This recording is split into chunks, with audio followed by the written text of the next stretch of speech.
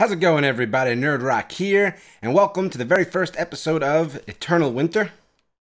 My friend PJ showed me this game, or Pidge Plays Games. He's got a YouTube channel. I'll put it in the description. But yeah, I'm really excited to play this game, because you know me, I'm into these survival, kind of travel-based games, and this is another early access, so I jumped on it real quick. It just came out today. And really excited to learn it, but I'm really just completely going at it blind right now. I have no idea what this game entails or what I'm supposed to do. But so far, I've named the dogs. See, usually when I name characters in games, I name them after the Good Times community, but PJ already did that. So rather than copy his idea, I decided I'd do my own thing, and I'm going to name all my dogs after characters from my favorite video games. So we got Steve, of course, Dragonborn, Courier from Fallout, and this is my absolute favorite, John Marston from Red Dead Redemption. That's a great game if you've never played it. Okay, so we got this sled here. I really just got to kind of feel my way through the game now because I have no idea what's involved in it. Let's see, what's this? Is there an inventory button? Yeah, there it is. Food and drinks. What did I just get? Powdered milk. Nice. And I sleep in the bed to save, so we don't need to do that yet. We didn't do anything. Coffee maker. I want to bring that with me. So let's check all this area here. I'm pretty sure food and water are going to be an issue at some point. If you look at the bottom left, you can see eat to start fire. I only have one match. I think I'll hold on to that. What's this? Oh, can cook meat. I don't think I have any meat to cook, so I won't bother. Take that. Alright, so you have to save in the bed. Pretty neat, pretty neat. Anyway, if you look at the bottom left corner, you can see the thirst and hunger meters over there. Now let's see what's over in this structure, and then we're going to get on our sled and try to figure that out. Now you can run, but that uses your hunger a lot faster, so going to be careful with that. So I've heard this game described as Salt meets the Long Dark, and I'm kind of liking that description. I don't think there's RPG elements like in Salt, so in that regard, it doesn't have anything like that. But there's a lot of travel involved, which is I think where the comparison comes from. You're on this sled quite a bit, so it's kind of like your ship, only you have to feed it. So you don't have to feed your ship, obviously, in Salt. So that's the difference. But when I hear the similarities to Salt, of course, it piques my interest, because as many of you guys probably know, I really like Salt a lot. It's a really good game. So, let's see what we got here. Get on the sled. Alright. How do I... Ah, okay. Pretty self-explanatory, so let's get moving. Let's see what there is to do. So, as I record this series, I haven't really decided exactly how I'm going to handle editing and whatnot, but for this episode I figured that there's some stuff going on we could talk about, rather than just, whoops, let's get around the tree there, rather than just cutting away all the traveling segments. We'll try it out like this first, because that's how I did the, ooh. Uh-oh. Oh, no. No, keep going. Keep going faster. Oh, no. I don't know how to keep going while turning around. Oh, here we go. Okay, I think we're alright. You just keep going, dogs. That was fast. I did not expect something to try to kill me so quickly. That one animal is almost as fast as these four. Wow, you can't even tell that you're moving when you look down. I should mention, there is shadows in the game. I turned them off because the shadows under the dog and under the shed were flickering for me. And I cannot stand flickering shadows. It's just a pet peeve of mine. But of course, the game is like it literally just came out today in alpha, so you know we'll give it a break. The shadows are not a huge deal. But yeah, I'm pretty sure that these traveling segments will be. How do I get off this thing? Probably something I should have figured out. Uh-oh. Oh, okay, E. There'll probably be a lot of traveling, so I may try to minimize it and just have some stuff to talk about during it, because I think the actual travel is a big part of the game, and, you know, I cut it away in Salt because there's, you know, there's a lot to actually do other than traveling in Salt. Like, there's a lot of long-term goals I have going in that series, so it felt okay to cut away in that. I don't want to have every single series just be me talking, but there's a lot of traveling in this, so I'm going to try to come up with some subjects to talk about every time we record it, and, you know, go from there. So, a big thing I wanted to talk about with this game, because I was actually talking to a bunch of friends last night about this, is video game graphics and how much it actually affects the game itself. And so we were talking yesterday. I had a friend who said he just couldn't get into Salt because he found the graphics too not to his liking, let's put it that way. And it's strange to me because this individual is a big fan of Nintendo games. And I, you know, sent him a bunch of pictures, and I was like, how do you, you know, not a massive difference there, but whatever reason, it doesn't appeal to him. So it's kind of an interesting thing to me, like, what characteristics in video game graphics do we all look for? You know, like, for me, I just look for anything unique and stylized. Realistic doesn't do it for me at all anymore, unless it's perfect, which it seldom is. So we were talking about, like, objectively bad graphics. So, like, let me know, guys, like, what do you think objectively? Like, no opinion involved at all, is just a bad-looking game. I can think of one game off the top of my head that I actually like the game. I think it's a great game, but I think the graphics in it are just so ugly. And that game is 7 Days to Die, and I hate to just rip on the game because it's a very, very well-made game, and if you're looking for a zombie survival game, I think you'd be really hard-pressed to find anything better.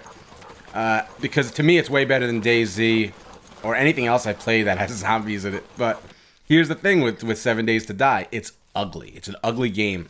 It tries to look realistic, and the textures are just ugly. The models of the people look ugly. That's a game I would much, much rather have, like, maybe look like a comic book or I don't even know, like a hand-drawn, anything other than the way it looks. And there's absolutely nothing here, so we're going to keep going. Because that is just an ugly, ugly game, 7 Days to Die. It's a wonderful game, and I actually recommend it if you want a survival game. If you're looking for, like, a realistic version of Minecraft, that's the closest thing I've played. It's a great game, but man, I don't think anyone could try to say that that's a good-looking game, because it is just ugly.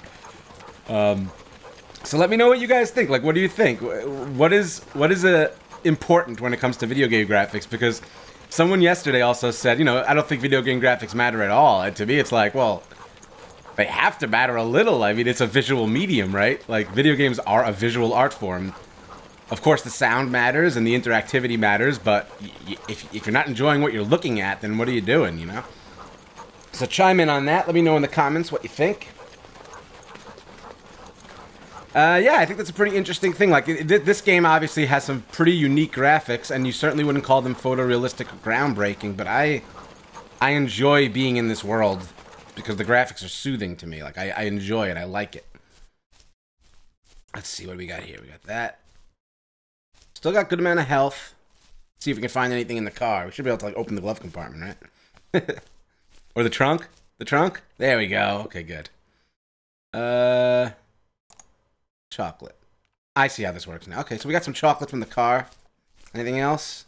Okay, guess we'll just continue onward. Now, I know eventually, if you look at the dogs, they all have a little hunger meter, so eventually we are going to have to feed our dogs. I haven't found any food for them yet, so that's going to be making me a little nervous. Let's continue onward here. So, let's see. I've been playing this game, Dragon Age Inquisition. It's the newest Dragon Age game, if you guys follow that type of thing, if you're into RPGs. I've actually been considering maybe doing a review of it. Just because, a lot of the reviews I've seen don't really seem very accurate for the game. But I'll just talk about it for a bit now. I really enjoy the game. I think it's very, very good. But I come to the same conclusion with games like that all the time lately. And it's only happened within the past, like, I think, 3 to 5 years that I felt this way. It feels like these AAA games are almost made, like, they're too good at making games, these companies, at this point. Like, they've gotten it down to too much of a science, and it feels like the heart, or the art of the game is missing, as well as the core of the game. Like, there's something missing between that game and Dragon Age Origins. We won't even talk about this Dragon Age 2, because that game was terrible.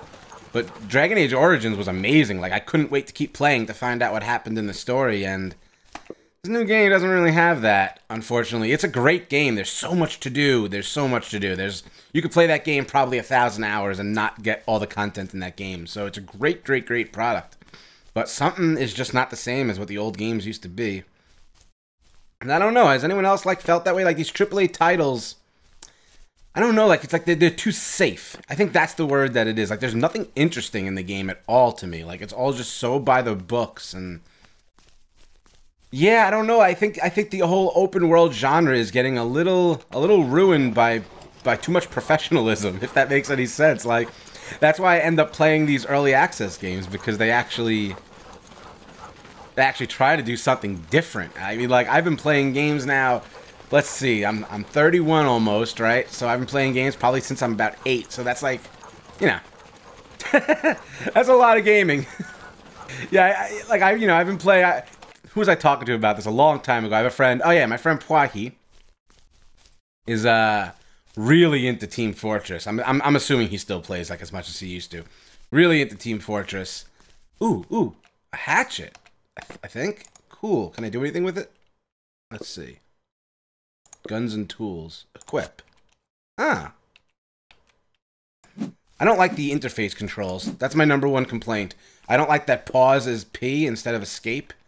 I don't like that escape gets you out of menus but doesn't bring you into a menu. It's very strange. All right, let's see what I could do with this. Can I chop down a tree? All right. I don't know what I could do.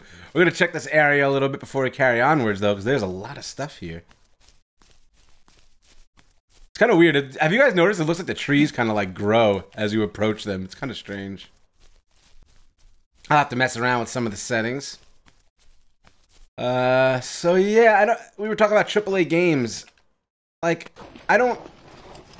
been playing games for oh yeah, that's right, alright, I remember what I was talking about. Yeah, I was talking to Pwahi because he plays, this was months ago I had this conversation, or weeks ago, but, he plays Team Fortress 2 a lot, and there's a game, that I would have to say is pretty much perfect. It's a perfect free-to-play first-person shooter. I can't imagine it being done any better than it is. Perfect game. But I've been playing first-person shooters forever, and no matter how good a first-person shooter is, how do you crouch in this? Can you crouch? I don't think you can crouch. That's interesting. I've been playing first-person shooters forever, I played Doom. I remember, and this is a completely true story. I remember I first got internet. Internet was a new thing. I remember my school teachers were talking about it. They didn't call it the internet. It was the information superhighway or the World Wide Web. Things were very different when the internet first came around. But I just got the internet and just got my Mac Performa. Not even a Power Mac, mind you, which I don't even think Power Macs exist anymore. They're Intel Macs now. Okay, so we're going back a long time ago, okay? So I was on my 28.8 modem on my Mac Performa, and I wanted to download Doom, the Doom demo, and it was 7 megabytes, and I could not download that thing. It would have taken me weeks. I think I tried to download it over the course of a few nights, and it kept failing, and I kept trying, and it kept failing again, so I finally had to order it online. But anyway, I played Doom, back then when the internet was in its infancy. So imagine how many first-person shooters I've played at this point. And it's why when people get so excited about a game like Borderlands, although that's not a really good example because there are some interesting things in Borderlands. How about BioShock? Let's say BioShock. It's a wonderful game, great game. It's made so well, but it's just boring as heck to me. Because what it comes down to is it's the same game. You're pointing your cursor at something and you're pulling a trigger. Now, one could argue that all these other games, Salt, Skyrim, Fallout, this one, are very similar as well. And they certainly have a case, but to me, it's not the same. There's a lot more to what's going on than just aiming and shooting. But my feelings on Dragon Age Inquisition are, if you like RPGs, do not hesitate, buy it. If you've liked the previous Dragon Ages, don't hesitate, buy it. But don't expect Dragon Age Origins if that's what you're looking for. It's not like the first Dragon Age. First Dragon Age was wonderful. I loved that game, and I love this one too. But it just doesn't seem to pull me in like the old ones do. I'll still be playing it now. Now, mind you, with all these things I'm saying, I've played the game, I think, almost 35 hours now, so it's a good game. You know, I just want to be clear about that. I just feel like these AAA companies are dropping the ball. Like, when you spend $60 on a product, you assume it's going to be good, you know? Which brings me to another conversation. I think it's Far Cry 4 that this is happening with. I've seen Paul Soares tweeting about this. The game has all kinds of glitches and problems with booting. And you know, it really upsets me as someone who's been gaming for a really long time, because these are the companies that have the means to produce incredible products, right? They have all this budget and all this money and all these talented people at their disposal. So why is it that I have to find games made by 1 to 3 people to find a game that I like? Why is that? Why can't these companies with millions of dollars at their disposal put out a product that's interesting? It frustrates the heck out of me, man. Like, Rockstar used to be the only exception, and GTA 5 was cool and all, and I'm really excited about the first-person view. But I don't know, like, what happened to them. GTA 5 compared to GTA 4 to me was a big step backwards artistically, so I don't know. Anyways, let me know what you guys think. I'm curious. Because everyone's got their own views on things. There's something else I was reading about. Actually, I listened to it on the Mindcrack podcast. I'm a big listener and fan of Mindcrack. You guys should probably know that. But they were saying DirectX 12 is not going to be supported on Windows 7. And I heard that and got very nervous. But then I was checking online.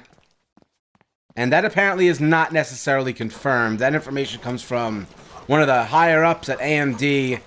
And as a company, they have since said, no, he does not speak for Microsoft. So I don't know what to think anymore. And that upsets me because I'm about to buy a new computer. You know, if Microsoft could go ahead and let us know if DirectX 12 is going to be supported on Windows 7, that'd be great. But a lot of things I've read said DirectX 7 is almost half the user base, or more than half the user base of Windows, or at the very least is the largest demographic of Windows users are still using Windows 7. So it would be pretty foolish for them to not support DirectX 12 on there. Microsoft is one of those companies that I just don't understand. For every step forward they make, I feel like they take 10 steps backwards. Just like, they released the Xbox 360 and it was like a gamer's dream. I mean, like, I know there are fanboys on both sides, and I'm not trying to, like, both systems are great. They both had their downfalls. I mean, I had 4 Xbox 360s, so they were made like crap. But, as far as functionality and the way the system works, it was like a gamer's dream. And then they come out with this this Xbox One thing, and it's just the rumors of it not supporting games when you don't have internet connection. It's just like, what the heck were they thinking? It's like, there's just nobody there with any kind of common sense. And of course, they're the ones that got control of Minecraft now, which scares the bejesus out of me. So I don't even know what to think with Microsoft, but yeah. I don't even know how I got to talking about Microsoft. Oh yes, that's right, Windows 7 and DirectX 12. Yeah, I think it would be a pretty silly move on their part. Like, a couple of things I don't understand about the things they do. Like, why wouldn't they support DirectX 12? It's like, you guys made Windows 11. It's not like, you know, it's not like you're fighting against a competitor. You're your own competitor. What, like, you guys made Windows 7. Why not support your own product? It's so weird to me. And when you, why come out with a console? Or, I mean, I understand them coming out with an Xbox. Let me rephrase this. Why make it so much more beneficial, or, hold on, let me reword that one more time. Okay, there seems to be this push, okay, in technology to push people away from PC gaming and towards console gaming. And by a lot of companies, I understand that push. But with companies like Microsoft, who, you know, they make Windows and sell Windows, why would they push for that? It always seems strange to me. Why not push people towards gaming on Windows? You guys make money off Windows. So it seems strange to me. We are not doing well, by the way. We need some food. I think we got to get off the beaten path here. Because we're finding nothing in these houses. Like, we're finding all these houses with nothing in them. I have this stupid hatchet. doesn't chop down anything. Let's find something good. I'm getting all upset talking about Microsoft. That's what's going on here. But needless to say, I hope that Windows 7 supports DirectX 12. For those of you that don't know, DirectX is what basically makes a lot of 3D games function on Windows. I think almost all of them. I'm not really too informed on that stuff, but I'm pretty sure DirectX is like pretty much the heart and soul of gaming on Windows. So if Windows 7 wouldn't support the newest one, it wouldn't be the end of the world, but it wouldn't be great for people who don't want to adopt Windows 8. And I don't want to adopt Windows 8. Oh, man. So let's see. Our hunger bar is almost at a quarter. It's a little under a half, and our thirst bar is looking good. We have powdered milk, but I don't know what that's going to do for us. Oh, it looks like there's actually stuff in here. That could be good. Maybe you can't follow the roads in this game. I don't know. I can light that on fire. I can sleep. Let's definitely sleep. Let's sleep for 2 hours. Is that going to, like, drain our hunger? It didn't. That should probably happen. Seems logical to me. Let's take a look at what we have. We have a bandage. Oh, we have plenty of food and drink right now. We got granola bars. Oh, chocolate bars, protein bars, soda can, water bottle. 1 cereal box. No raw meat, though. So we need raw meat to feed the dogs. How do we get a deer? Do I chop them with the hatchet? Maybe I should have been chasing all those deers I saw. I don't know. That's pretty funny. Let's see. I talked about GTA 5 a little bit earlier. I don't know if you guys have seen, they added first-person view to it for the next generation, but the PC version still not available. What are they adding for the PC version? Because as I said, I was not thrilled with the GTA 5 campaign, but I think the online could be a lot of fun if I had it on the PC, because all the people who play video games with me, all are PC users. They have consoles, but for some reason, social gaming on the consoles for me has always been a little bit of a struggle. Everything just seems to work better on PC in that regard. Very much looking forward to GTA 5. Maybe we'll finally get heists added when they add it to the PC. I don't know. I hope you guys don't mind the talky aspect of this, because I want to keep doing this game, because I really enjoy it. I like these style games where it's a lot of traveling around and exploring and looking for stuff. But it's kind of hard to fill content unless you allow yourself to just kind of babble for a while. So hopefully it's alright with you guys. I'm going to just keep going off into the distance. Well, let me swing by these houses. Everything's starting to look the same. So I can't tell if I've actually been here or not. And I don't know if I have a compass either. Let's check that. Do I have? I do. Okay, let's equip that. Oh, and you can make waypoints. Okay, we're going to set a waypoint right here. Wait.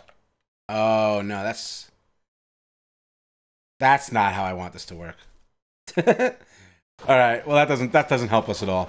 A real compass would have actually been a little bit more helpful, I think.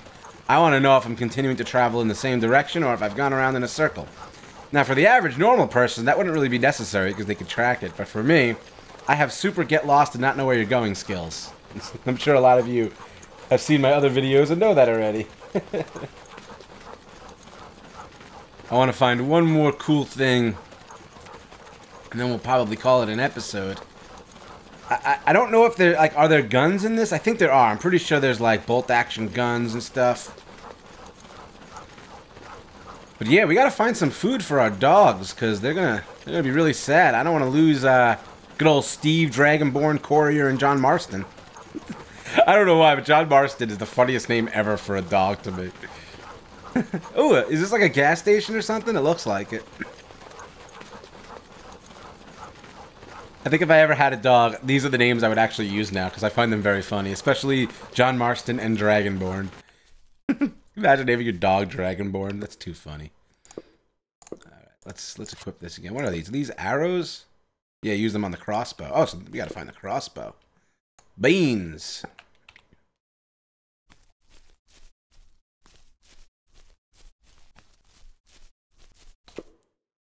Nothing. Yeah, I do not like that E opens the menu, but then you have to hit escape to leave it. Just my 2 cents. I don't know why, but I don't like it at all. It's very awkward. Chocolate bar, protein bar or something. That's good stuff. Ooh, we need to find a bed. Okay, we're going to travel onward just a little bit.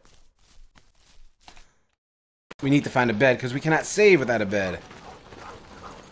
Not sure how I feel about that. On the one hand, I like it, but I think something like a bedroll or maybe making a fire like in Salt would be a little bit more appropriate.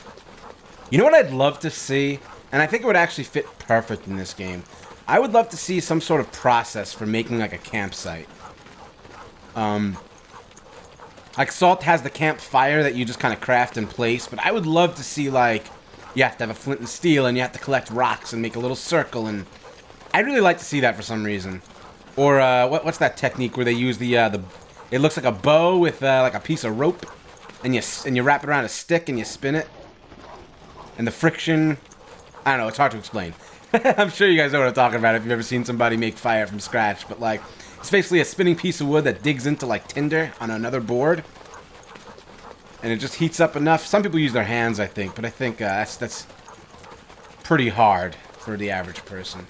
Man, we are not finding a bed. That looks like there'd be a bed there. Let's go check it out.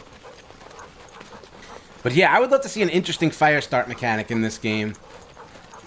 Let's like, you know, I want to start talking about all the things that this game can have that every other survival game doesn't. Oh, I do not think there is a bed here. So far, the biggest challenge to this game has been finding a place to save. But, I mean, if you consider how new this game is, I mean, it came out today. Like, I'm literally playing this game at launch, and all the videos that you saw, I think they got the game like a day or two before the public at large. I'd like to say PJ is one of those people, so definitely go check out his channel, like I said earlier, because he had a little head start on everybody. He's been following this game for a while, as far as I know. Man, I can't believe I can't find a bed. I got a text.